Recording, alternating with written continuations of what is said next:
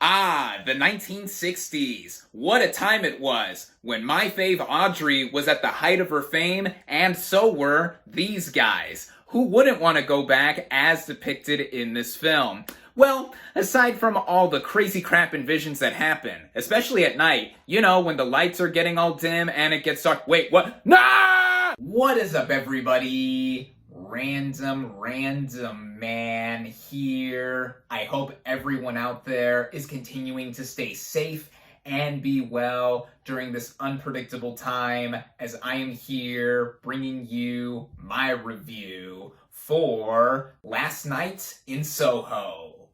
Now, the plot of this psychological horror film basically follows an aspiring fashion designer played by Thomasin McKenzie who is mysteriously able to enter the 1960s and encounters a dazzling wannabe singer played by Anya Taylor-Joy. But the glamour is not all as it appears to be, and the dreams of the past start to crack and splinter into something darker. Going into this movie, it was one of my most anticipated of the year, for two words and two words mainly: Edgar Wright. He is the co-writer and director of this film, and previously, he has done a lot of sleek and stylish movies, such as the Three Flavors Cornetto trilogy, which includes Shaun of the Dead, Hot Fuzz, and The World's End. And now that I mention all three of these movies, I actually don't know which one of them is my favorite. I gotta go back to all three of these films sometime. Later, he would go on to do 2010's Scott Pilgrim vs. the World, adapting the graphic novel series of the same name all into this one film. And me having already been a fan of that series and seeing this film, he could not have made a more perfect adaptation of those comics. And then later on, he would do Baby Driver, which is my favorite movie of 2017 and one of my favorite movies of the past decade, period. So automatically, on some level, I had to be interested in whatever Wright would do next. Earlier this year, he actually made and released The Sparks Brothers, which is a documentary about the brothers that make up the duo band Sparks, which I haven't gotten around to seeing yet, but I would like to, especially since I heard great things about it, and I have been into the duo after having seen Annette, which they helped write and did the music for. But getting back into Last Night in Soho, I was also interested in this movie because it is quite the departure for Wright, as this is his first horror film that he has helmed. Now, knowing me, as I've said multiple times here on my channel,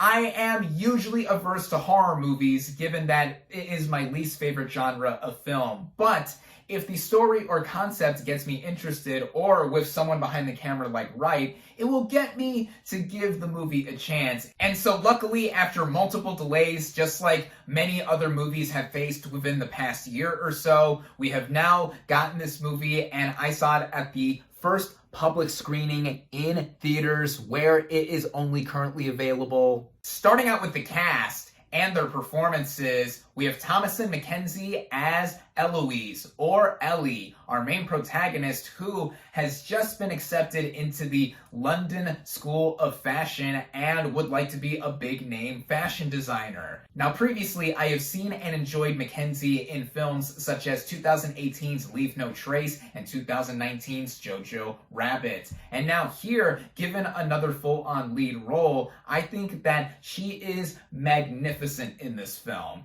Now, she specifically, her character I should say, Eloise, has a sixth sense of sorts to where she is able to go back to London within the 1960s, and this is a power that her grandmother is also aware of, or as she puts it, a gift, and it also has to do with the connection of Mackenzie's character's dead mother. And I think that what Mackenzie does here in carrying this entire movie mostly, she gives off a very great leading lady vibe and also has this innocent mousiness to her on the exterior when she's not transported back to the past that is also very convincing, and then she gains more confidence after she gets into this past life that she is experiencing. And going forward with the movie, yeah, she's great, and now she is a bona fide scream queen.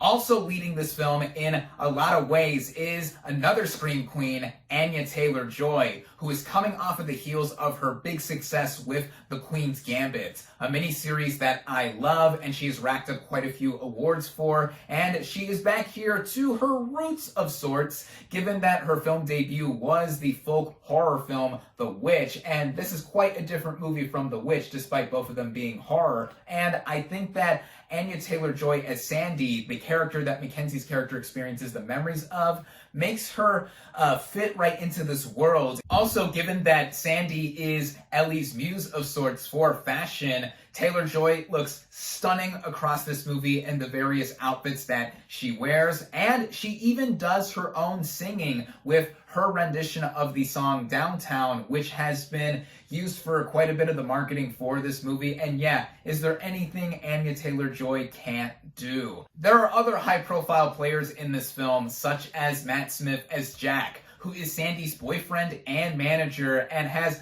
quite a bit of darker edge as we get to see in the plot progressing. And here I think that he is very believable in the role too. Terrence Stamp also has a prominent role in this film as an older gentleman who takes a keen interest in Ellie and gives off a very creepy vibe all across his time in this film. He's a class act. He definitely knows what he's doing in this film. There's also Michael Ajao as John, the love interest to Ellie at the same school that they go to for fashion, and I thought that he had quite a bit to do in this movie, and I thought he was super likable.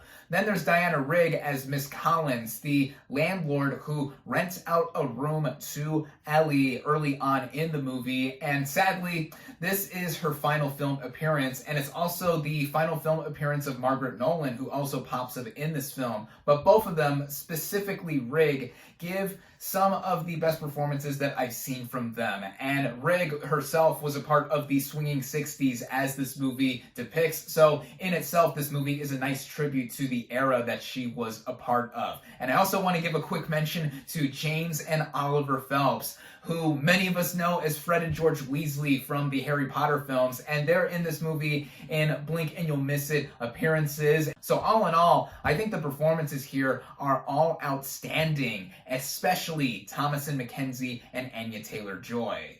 The writing of this film was not only done by Edgar Wright, on top of him producing and directing this film, but also Christy Wilson Cairns, who's previously co-written the screenplay for 2019's 1917 with director Sam Mendes, and both of them received Oscar nominations for Best Original Screenplay. And so that makes this film a departure for what Wilson Cairns previously did, like with Wright stepping away from his usual shtick in directing a psychological horror film. And on paper, what they both establish here is something that is clearly a tribute to not just psychological horror, but specifically giallo. For those that don't know, giallo is an Italian term that is designated for mystery fiction and thrillers, and Last Night in Soho is clearly trying to be like one of these kinds of films, both visually and how it is writing-wise, in it having a supernatural element with the main character being an aspiring fashion designer and is suddenly able to transport herself decades prior to experience the life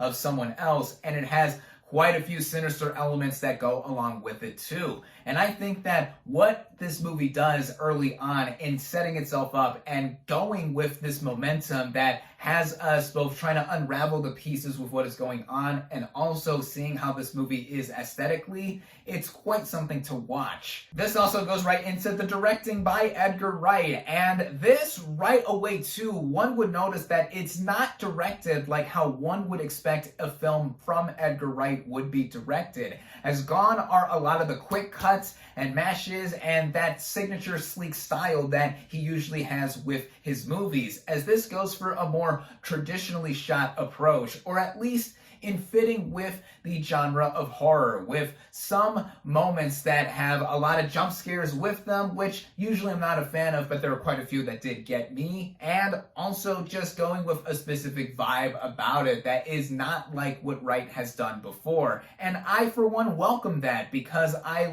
love it when directors step out of their comfort zones or do not go for something that is usually associated with them. Like when this movie is set at night for a lot of moments, that's when this movie really shines in terms of the technical elements, and that brings me right to them with how this movie is shot by cinematographer Chun Chung, who is known for with a lot of collaborations that he has done with Park Chan-wook. And here, this movie is just gorgeous, a feast for the eyes. A lot of neon colors when the movie is lit up at night, the way the camera moves and pans all throughout certain sequences, especially some of the more tense ones. Just the overall look of this movie is mwah, a true chef's kiss that any cinephile will appreciate. And this also goes into some of the other elements, like how this movie looks in both depicting Soho in the present day and also back in the 1960s with a bunch of signature memorabilia denoting the time period, also the way the characters look with their costumes, clothing, whatever. It all looks like it is from the period. And then also going into a lot of the music with this movie too. This film was composed by Stephen Price, whose original score here I did enjoy, but the soundtrack of licensed songs that have been compiled for this movie do steal the show here audio-wise. Now,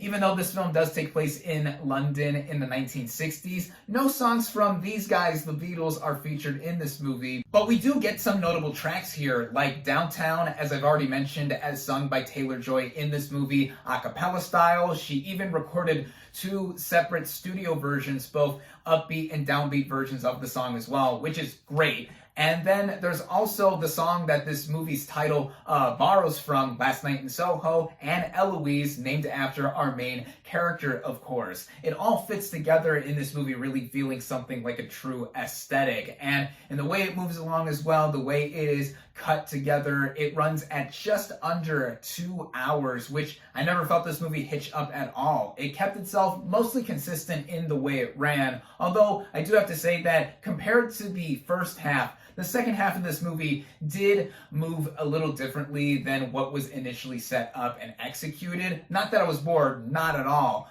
But I do think that it has to do with the film emphasizing more of the supernatural that this movie was already tributing. And for a period or so, I felt like this movie was overdoing it a bit. Like I was thinking, is this movie really trying to go full horror or whatever? But then the movie did keep going, and it went for a twist by its end that I genuinely did not see coming. And it also has thematic elements that make this movie topical and has me curious to see how people will react to this subject matter being handled in this movie. Personally, I thought it was handled with grace and taste, also in context and in connection to how this movie is meant to be as an experience, and I personally just loved it all around. I did not expect to be as into this movie as I was, even though I was already anticipating it given Edgar Wright directing it and what have you, but with this having a bunch of elements that had me so enveloped by it, it makes for something that I think horror fans of all kinds should see. Even fans of Edgar Wright's past filmography should take an interest in seeing this movie too, even though it doesn't have all of the trademarks or hallmarks of what Wright has done in the past with his own style. It's stylish in its own way, and it's also something that is sinister, tense, and topical, as I have just mentioned.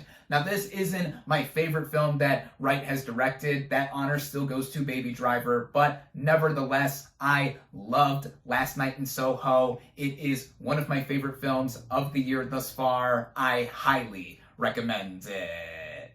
My final verdict for Last Night in Soho is 4.5 out of 5 stars.